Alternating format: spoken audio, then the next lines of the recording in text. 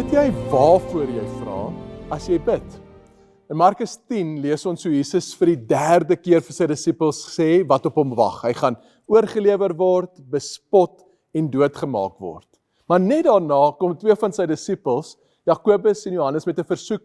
Meester, ons wil hê dat u vir ons moet doen wat ons ook al u mag vra. En dan vra hulle, gee aan ons dat ons mag sit in u heerlikheid, een aan u regterkant en een aan u linkerkant. Maar Jesus sê vir hulle, julle weet nie wat julle vra nie. Nou as jong seun wou ek baie graag skramskakel speel vir die Springbokke. Daar was net een probleem. Ek was nogal lank. 'n Skramskakel moet kort en rats wees. So vir 'n baie lang tyd het ek elke aand gebid, Here, u kan alles doen. Help my om korter te word. Nou ja, dalk is dit maar die onskuld van 'n kind.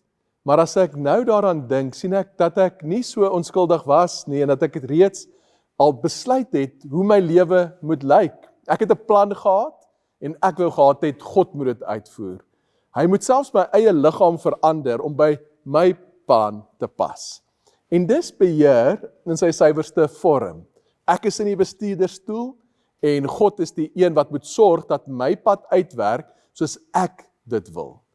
En kyk net hoe Jakobus en Johannes vra, doen vir ons wat ook al ons mag vra.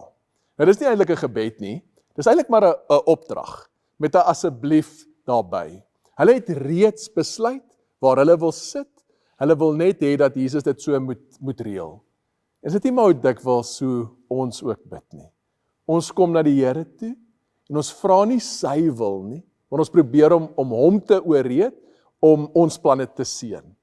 Ek buig die knie, maar ek hou steeds die stuurwiel vas.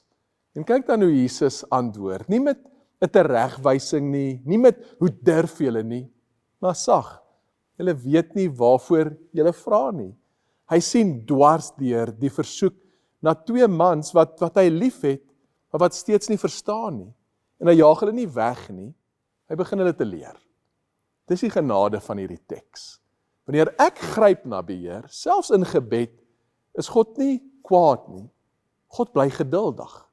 En dikwels is die grootste genade wat hy doen, is dat hy my nie gee wat ek voorvra nie, maar dat hy my nooi om my hande stadig oop te maak vir iets beter. Ek is bly, hy het my nie korter gemaak nie. So kan ek jou nooi om vandag op te let na jou eie gebede. Nie om jouself te oordeel nie, maar net om te luister. Waar probeer ek in beheer te bly, selfs terwyl jy bid? Waar hou jy die stuurwiel vas? En dan kies net een gebed en voeg by net hierdie woorde, Here, maar laat u wil geskied. Soek sy wil.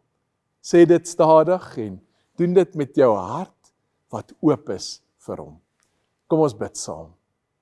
Here, ons besef dat so dikwels is ons gebed eintlik maar ons wat u wil kry om te doen wat ons wil.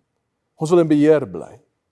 Here, help ons om oop te maak en vertroue dat al die mag behoort aan u en wat u vir ons wil hê, is altyd groter en beter as ons beste gedagtes. Ons bid dit in Jesus se naam. Amen.